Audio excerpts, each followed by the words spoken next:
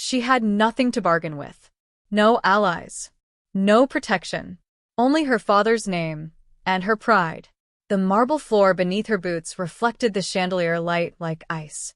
Armed men lined both sides of the hall, dressed in black suits, faces expressionless. At the far end of the chamber sat the most feared man in the region, Rafael de Santoro. Still, silent, untouchable. Isabella Marquez was forced forward. Her wrists were free, but the expectation was clear. No one stood before the dawn without bowing. No one spoke without permission. One of the captains stepped closer, voice cold. Kneel. The word echoed through the chamber like a verdict. Isabella's heart pounded. She could feel every pair of eyes on her. She knew the rule. Everyone knew the rule. Submission meant survival. She looked at the polished floor. She looked at the men who feared him. Then she looked at Rafael. And she remained standing. Gasps rippled through the room. A gun shifted in its holster. One wrong move, and this would end in blood. But Rafael did not speak. He did not stand. He simply watched her. And in that single breath of silence, something ancient inside the underworld cracked. Because no one had ever refused him. And no one had ever lived to remain unpunished. Until now. Stay with me, because this moment did not just save her life. It forced the most powerful man in the criminal empire to question the very rules that built it. And once power begins to question itself, nothing stays the same. The silence did not break. It stretched. Heavy. Deliberate. Every man in the hall waited for the sound they had heard 100 times before. The scrape of knees against marble. The quiet surrender that confirmed Rafael de Santoro's rule. But Isabella did not move. Her chin lifted slightly, not in defiance for show, but in refusal to disappear. One of the captains stepped forward, anger sharpening his voice. You stand before the dawn. You kneel. A murmur of agreement followed. Hands hovered near weapons. Tradition was not merely etiquette here. It was law. It was survival. Isabella's pulse thundered in her ears, but her voice did not shake. My father stood in this hall once, she said. He walked out in a coffin. The room shifted. Rafael's eyes narrowed almost imperceptibly. The captain scoffed. Your father was a dock supervisor. He knew his place. He knew the truth, Isabella replied. That was when a gun was drawn. The metallic click sliced through the air. Several men stiffened. One wrong word, one breath too bold, and the marble would be stained. Rafael finally moved. He did not stand abruptly. He did not shout. He simply raised one hand. The man with the gun froze. In this empire, Rafael did not need volume. Authority lived in his silence. Leave us, he said calmly. The command fell like thunder. The captains hesitated. This was not procedure. The ritual demanded correction, punishment, example. Rafael's gaze hardened. The room emptied. One by one, the men stepped back, tension simmering in their shoulders as they disappeared through the tall doors. The chamber that had moments ago felt like a courtroom now felt intimate. Dangerous in a different way. Isabella and the dawn stood alone beneath the chandelier light. You refuse to kneel, Rafael said quietly. Yes. You understand what that means. I understand what it would mean if I did. A faint flicker of something crossed his face, not anger, not amusement, recognition.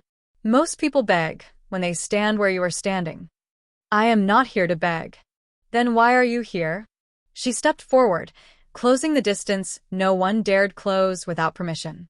My father warned someone in your circle about missing shipments. He said money was disappearing. A week later, the warehouse burned. He was inside. Rafael's jaw tightened. Accidents happen, he said evenly. Not when locks are sealed from the outside. The words hung between them. Outside the doors, the underworld waited for a verdict. If he punished her, order would remain intact. If he entertained her accusations, doubt would spread like fire. You are accusing my men, Rafael said. I am asking if you control them. That landed. Power was not questioned in this hall. Until now. Rafael studied her, the steadiness in her breathing, The grief sharpened into courage, the refusal to bow even when death was a possibility.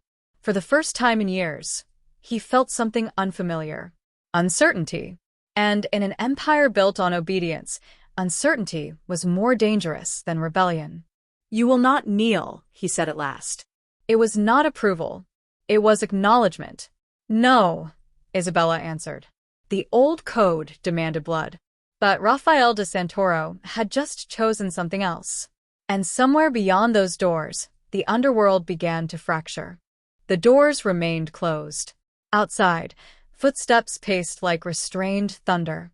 Inside, the air felt heavier, without witnesses. Rafael walked slowly around her, not circling like a predator, but assessing like a strategist. Isabella did not turn to follow him. She kept her eyes forward, refusing to appear intimidated or impressed. "You understand," he said quietly behind her, "that men have died for less than what you just did." "I know," she replied. "And yet you chose it." "Yes." He stopped in front of her again, close enough now that she could see the faint scar near his collarbone, half hidden beneath the open line of his shirt. A reminder that even powerful men had survived something. "Tell me about your father," he said. It wasn't an order. It was a test. Isabella swallowed. "Miguel Marquez. He handled cargo audits at Pier 12. He believed numbers should match." A faint, almost invisible shift in Rafael's expression. "Pier 12 was under Captain Ortega." "Yes." "Ortega. Loyal for 12 years. Ruthless. Efficient." "Your father accused him?" Rafael asked. "He warned him. There's a difference." "And you know this how?" "Because I heard the argument." Her voice tightened. "My father wasn't a fool. He knew who he was speaking to. But he believed if the Don knew, it would be fixed." Rafael's gaze sharpened. "And you think I didn't know?" "I think," Isabella said carefully, "that powerful men only see what they are shown." Silence. She had stepped onto dangerous ground again. Rafael did not explode. He did not threaten. Instead, he asked, "What do you want?" It wasn't wealth. It wasn't protection. He could see that already. "I want the truth," she said. "If my father died because he crossed someone in your empire, then say it. If it was an accident, prove it. But don't ask me to kneel for a lie." The word kneel lingered between them. Rafael moved to the long table at the center of the chamber and poured a glass of water. He didn't offer it to her. He simply set it down within reach. A gesture. Not submission. Not dominance. Neutral ground. "Ortega reported the fire as electrical," he said. "Investigators confirmed it." "Investigators paid by who?" she asked. A corner of his mouth tightened slightly. She was relentless. "You speak boldly for someone with no leverage," he observed. "I have my father's name. That carries no weight here." "It does to me." That answer landed deeper than she expected. Rafael leaned back against the edge of the table, arms folded. "If I investigate this again," he said slowly, "and I find nothing, what then?" "Then I leave," Isabella said. "And I won't stand in your hall again. And if you're right?" She met his eyes without hesitation. "Then you'll have a problem inside your own throne." For a long moment, he studied her as if calculating risk. Not of her, of what she represented. Outside those doors, his captains waited for punishment. Instead, Rafael de Santoro made a decision no one in his empire would expect. "I will look into it," he said quietly. Not for her. He would never admit that. But because the girl who wouldn't bow had just planted doubt, and doubt was the one enemy he could not afford to ignore. By nightfall, the story had already changed shape. In the outer corridors of the estate, it was no longer a girl who refused to kneel. It was a girl the Dawn allowed to stand. The distinction mattered. Men who had once spoken only in certainty now lowered their voices. In private lounges thick with cigar smoke, in armored cars idling outside the gates, in dim offices where loyalty was measured in silence, a single question began to circulate. Had Rafael de Santoro hesitated? Captain Ortega did not ask the question aloud. He poured himself a drink instead, the amber liquid steady despite the tension tightening his jaw. Around him, Two lieutenants shifted uncomfortably. She embarrassed the throne, one muttered. In front of everyone. And she walked out alive, the other added. Ortega's eyes darkened. The Dawn is calculating. That is all. But calculation and weakness often wore similar faces. Across the estate, Isabella sat alone in a small waiting room she had not been permitted to leave. No guard stood inside, yet she understood she was not free. The marble floors felt colder now, the silence heavier. A young soldier passed by the doorway and paused for half a second too long, studying her with open curiosity. Not hatred, not kindness, just calculation. News traveled fast in empires built on fear. Inside his private office, Rafael reviewed old reports from Pier 12. The fire, the casualty list, the insurance claims. Ortega's signature appeared where it should. Clean. Efficient. Predictable. He closed the file slowly. For 12 years, Ortega had been indispensable. Loyal. Profitable. But loyalty that feared scrutiny was not loyalty at all. A knock came at the door. Enter. 3 captains stepped inside without invitation. Their movements were respectful, but tense. You dismissed us today, one began carefully. In front of everyone. I did, Rafael replied calmly. There's talk, another said. Men are confused. About precedent. Rafael leaned back in his chair. Explain. The 3rd captain hesitated. If someone can defy you without consequence, others may attempt the same. There it was. Not concern for order. Concern for power. Rafael's gaze hardened slightly. Do you feel tempted? Silence. No, Dawn, they answered in unison. Then there is no confusion. They shifted, unsatisfied but unwilling to press further. And Ortega? Rafael asked casually. Has he expressed concern? A brief pause. He believes the girl seeks attention, one replied. He suggests making an example of her before rumors grow. Rafael's fingers tapped once against the desk.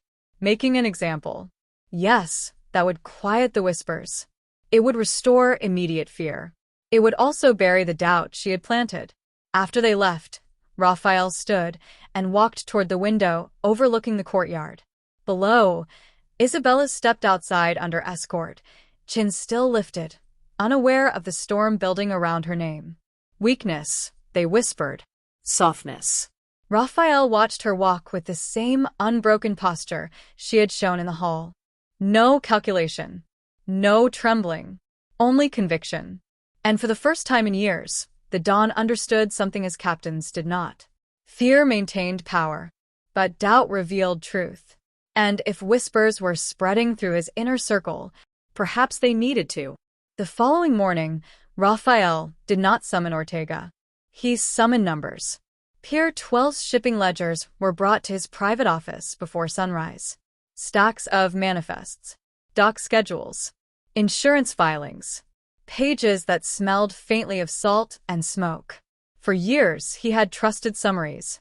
Now he read the details. Crates rerouted at the last minute. Minor discrepancies in weight. Replacement shipments filed too quickly after the warehouse fire. Small amounts, insignificant alone but patterned. Rafael did not react outwardly, but patterns did not lie. A soft knock broke the quiet. Enter.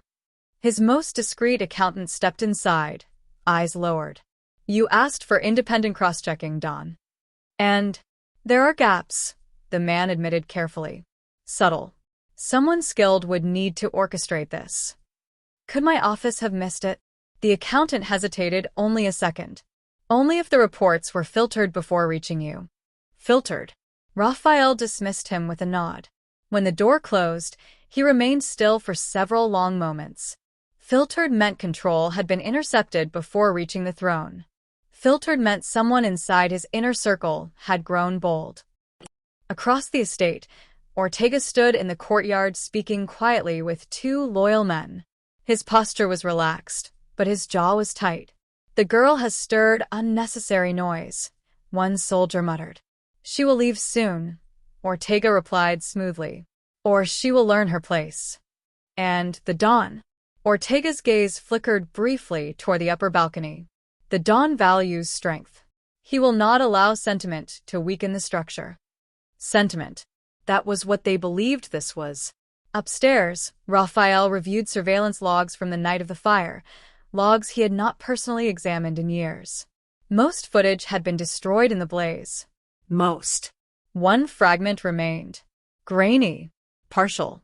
Time stamped 30 minutes before the explosion. A figure exited the warehouse. Not Miguel Marquez. The angle obscured the face. But the gait was unmistakable. Confident. Unhurried. And wearing the insignia reserved for captains. Rafael paused the frame. Zoomed.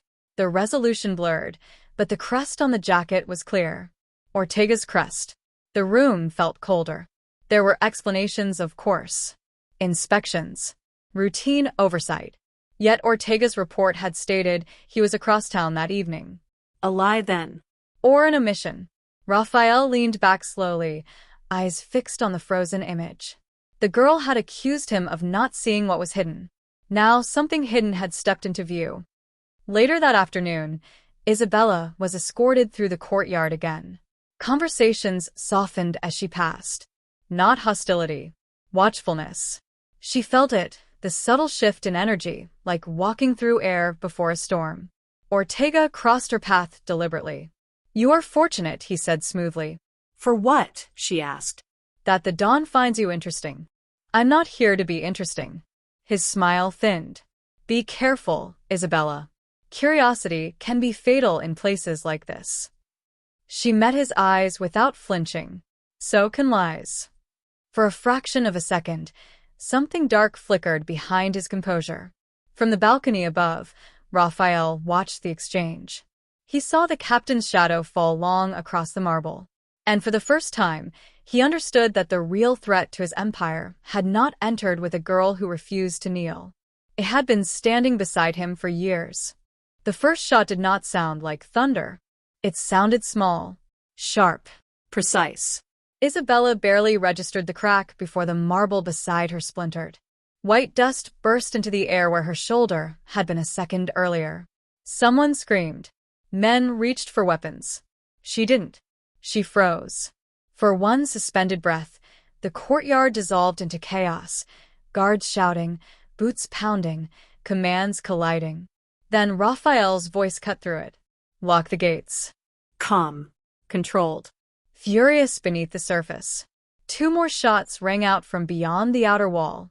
Not aimed to kill. Aimed to send a message. Isabella felt hands seize her arms and pull her down behind a stone pillar.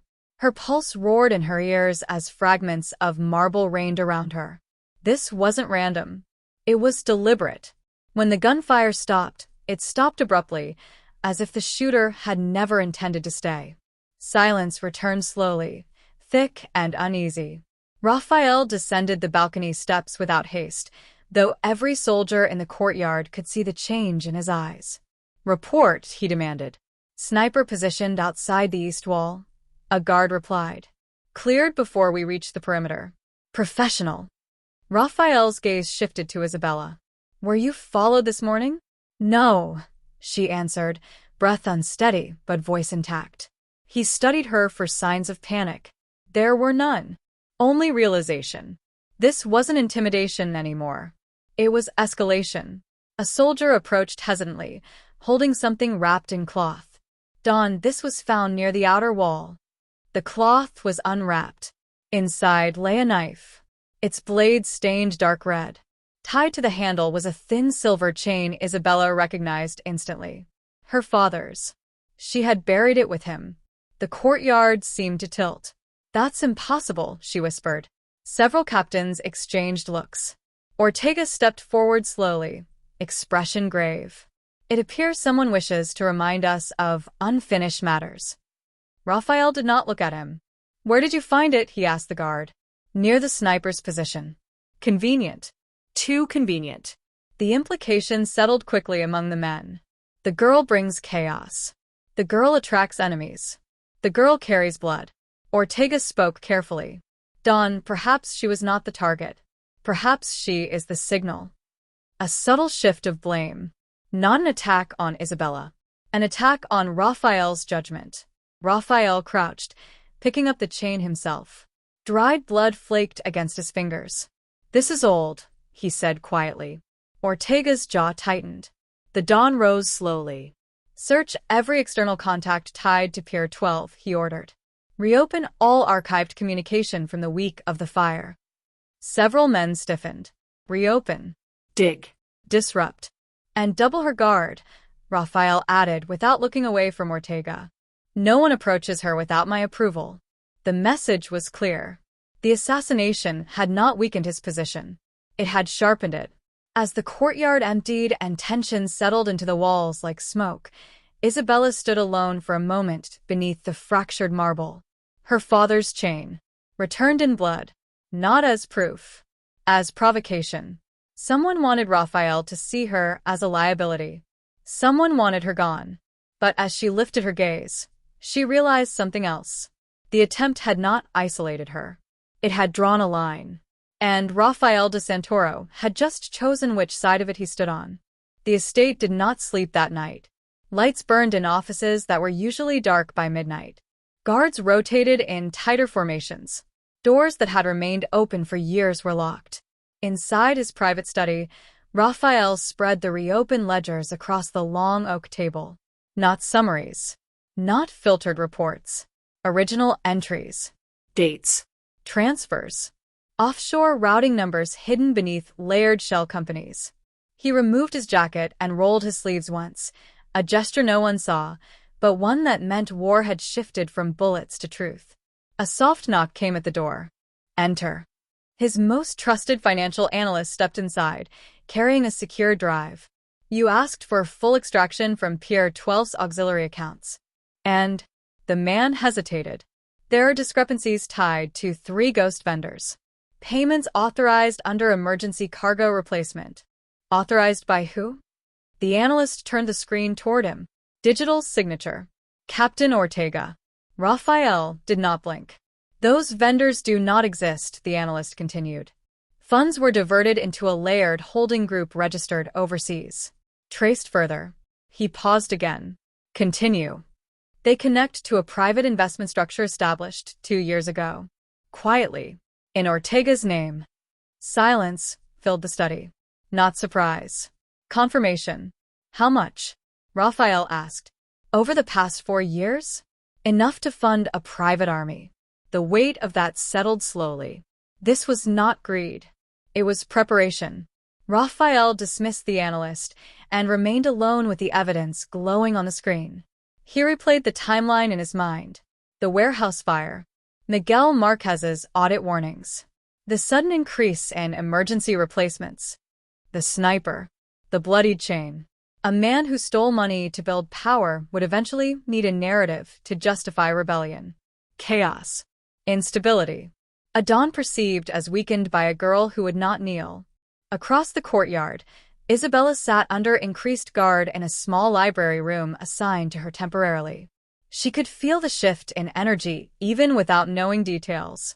Soldiers moved with sharper edges. Conversations stopped when she entered. She did not know numbers had spoken in her favor, but she felt the storm tightening. A knock interrupted her thoughts.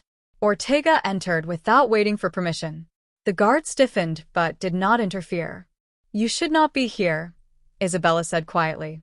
He smiled, though it did not reach his eyes. "On the contrary, I believe I am exactly where I should be."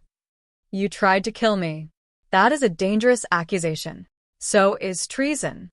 The word lingered. For a fraction of a second, his composure thinned.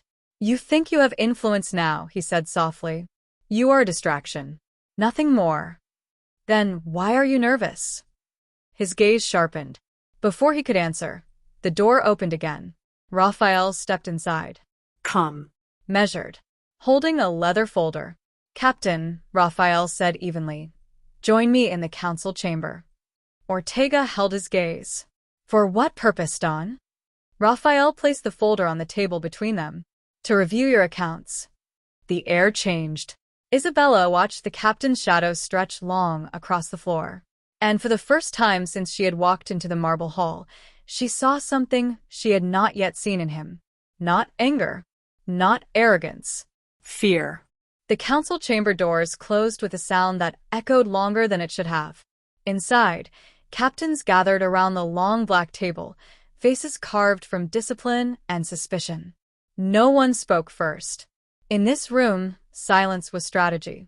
Ortega stood near the far end, posture composed, hands resting lightly against the back of his chair. If he felt fear, it did not show now. He had worn loyalty like armor for years. Rafael entered last. He did not rush. He did not raise his voice. He placed the leather folder at the center of the table and remained standing. "We are reviewing internal accounts," he said calmly. A ripple passed through the room. Finances were rarely discussed collectively. Power thrived on controlled knowledge. Ortega allowed himself a small breath. "Don, if this concerns the recent disruptions, perhaps we should first address the instability caused by—" Rafael opened the folder. Projected statements slid across the table. Offshore transfers. Ghost vendors. Layered accounts bearing Ortega's authorization codes. The room stilled. Ortega did not reach for the documents. He already knew what they contained. "These are incomplete records," he said evenly. "Emergency restructuring during volatile shipments requires flexibility." "Flexibility," Rafael repeated. "Pier 12 has been vulnerable for years. I protected your interests. By building a private reserve." A quiet inhale moved through the captains. Ortega's gaze shifted around the table, measuring loyalty. "Every empire requires contingency," he said. "You taught us that." Rafael's eyes hardened. Contingency against whom? The question lingered. Against rivals? Or against the throne itself? Ortega straightened slowly. "Men have begun to question direction," he said carefully. "You dismissed ritual publicly. You hesitate where decisiveness once ruled." There it was. Not denial. Justification. Several captains shifted uncomfortably. Some avoided Rafael's eyes. Others watched Ortega, with interest rather than outrage. Seeds had already been planted. "You mistake discipline for weakness," Rafael said quietly. "Do I?" Ortega replied. "The underworld survives because it fears certainty. When certainty cracks, ambition rises." Outside the chamber, soldiers quietly repositioned. Orders had been sent before this meeting began. Inside, lines were forming without being drawn. Ortega stepped away from his chair entirely now. "I have secured alliances," he said plainly. "Not against you. Against instability." A subtle lie. Rafael did not interrupt. "You built this empire on strength," Ortega continued. "But strength demands clarity. The men need assurance that the throne will not be swayed by emotion." Emotion. The word hung like accusation. Rafael's expression did not change. "Is this a warning?" he asked softly.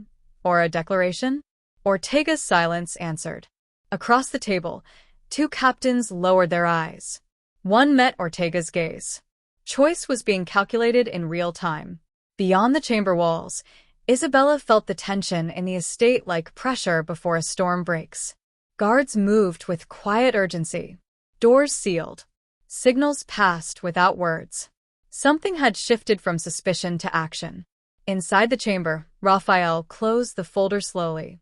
"You prepared for instability," he said. "Yes. Then you will be prepared for consequence." Ortega did not step back. Because the coup was no longer theory. It was already in motion. By dusk, every ranking member of the syndicate had been summoned. The council chamber was no longer intimate. It was ceremonial. Rows of soldiers lined the walls. Captains stood shoulder to shoulder beneath the chandelier light. Word had spread quickly, not whispers now, but expectation. Judgment. Rafael stood at the head of the long table. Ortega stood opposite him. No weapons drawn. Not yet. The old code demanded that disputes of rank be resolved before witnesses. Authority was reinforced through ritual. Kneel. Submit. Accept consequence. Isabella watched from the upper balcony, guarded but visible. Ortega noticed. "So she attends?" he asked, voice controlled. "Is this about justice or spectacle?" "This," Rafael replied evenly, "is about truth." A low murmur rolled through the chamber. Rafael gestured once. The financial records were projected against the far wall, transactions, timestamps, layered accounts. Impossible to dismiss as rumor. You diverted funds, Rafael said. You built a reserve outside this structure. For protection, Ortega answered smoothly. For the Empire. You lied about your whereabouts the night of the Pier 12 fire. That accusation remains unproven. Rafael signaled again. The grainy surveillance image appeared, Ortega exiting the warehouse 30 minutes before the explosion. The chamber fell into suffocating silence. Ortega's jaw tightened, but he did not look away. You seek to humiliate me, he said quietly. No, Rafael replied. You humiliated yourself. A captain stepped forward uncertainly. Don, perhaps this should be handled privately. There it was, fear of fracture. Rafael's gaze swept the room. For years, you have knelt in this hall and called it loyalty. You believed obedience preserved order. He paused. But obedience without truth breeds rot. Several men shifted uncomfortably. Ortega took one step forward. The code exists to prevent chaos. If captains question the throne publicly, the Empire collapses. The Empire collapses, Rafael said softly, when captains believe they are above it. A beat of silence. Then Ortega did something dangerous. He turned, not to Rafael, but to the room. Men, he called evenly. Ask yourselves, is strength maintained by hesitation? By sentiment? Today it is financial review. Tomorrow it is dismantling tradition. Eyes moved. Calculations sharpened. This was the moment. Division or unity. Rafael stepped forward, closing the distance between them. You speak of tradition, he said quietly enough that only those closest heard, yet you tampered with breaks and called it strategy. The accusation cut clean. A ripple of shock moved through the chamber. Ortega's composure cracked for the first time. Careful. Your ambition cost a man his life. And you would sacrifice an empire for one? Rafael did not hesitate. Yes. The word shattered more than the silence. It shattered the code. For generations, the throne had chosen power over people. Now, in front of every captain, Rafael de Santoro chose principle over fear. Captain Ortega, he declared, voice carrying through the hall, you are stripped of rank. Gasps erupted. Stripping rank publicly was rare. Unforgivable. Ortega's hand twitched toward his sidearm. Soldiers reacted instantly. Weapons rose. Lines were drawn. From the balcony, Isabella felt the weight of history shifting beneath her feet. The old rule had been clear. Kneel or be crushed. But tonight, before the entire underworld, Rafael had done something more dangerous than punish a traitor. He had rewritten the code. For one suspended second, the chamber balanced on the edge of violence. Ortega's hand hovered near his weapon. 20 rifles lifted in response. No one breathed. Then Rafael spoke. Stand down. Not shouted. Commanded. His soldiers obeyed instantly. Ortega looked around the room, searching for reinforcement, for the loyalty he had cultivated in quiet corners and offshore accounts. 2 captains avoided his gaze. One stepped back entirely. The alliance he had prepared for instability was dissolving in real time. You would dismantle everything we built, Ortega said, the certainty in his voice thinning. Fear is the spine of this empire. No, Rafael replied. Fear is the cage. A flicker of disbelief crossed Ortega's face. You sound like her. Rafael did not deny it. He stepped forward once more. You confused control with strength. You confused secrecy with wisdom. And you believed the throne existed to protect your ambition. Ortega's composure finally fractured. I did what was necessary. You did what was profitable, Rafael corrected. He turned slightly, addressing the room, not as a tyrant, but as a ruler reclaiming ground. For years, we have demanded knees on marble floors and called it loyalty. We silenced questions and called it order. But silence allowed betrayal to grow beside us. His eyes lifted toward the balcony. Isabella stood still, no triumph in her expression. Only gravity. From this moment, Rafael continued, voice steady but carrying, no man in this hall kneels to prove obedience. Loyalty will be measured by truth, not posture. The words moved through the chamber like a shockwave. Tradition cracked audibly in the minds of the men who had built their identities around it. Ortega gave a bitter laugh. You think removing ritual removes ambition? No, Rafael said quietly. But it removes the illusion that power cannot be questioned. He nodded once. Security stepped forward, disarming Ortega cleanly, efficiently. This time, no one intervened. As he was escorted toward the doors, Ortega looked up at Isabella. You've changed nothing, he said coldly. The underworld survives on dominance. She held his gaze without flinching. Then it will learn something else. The doors closed behind him. And just like that, a decade of silent corruption walked out of the chamber. The tension did not vanish. It shifted. Men stood straighter, not in submission, but in recalibration. Rafael descended from the head of the table and walked toward the center of the hall, no longer elevated above them. This empire will remain strong, he said, quieter now. But strength will no longer hide behind fear. No applause followed. Only acceptance. Because change in the underworld was never loud. It was carved. When the chamber emptied, Isabella found herself standing alone in the vast marble hall once more. This time, she had not been ordered to kneel. This time, no one expected it. Rafael approached her slowly. You asked if I controlled my men, he said. She studied him. Do you? He exhaled softly. I am learning to. For the first time since she entered his world, she allowed her shoulders to ease. Her father's name was no longer buried under false reports. The code that had demanded her submission had been broken. Not by violence, by refusal. And in the quiet aftermath, the underworld did not collapse. It adapted. Because sometimes the most dangerous shift in power begins with a single word. No.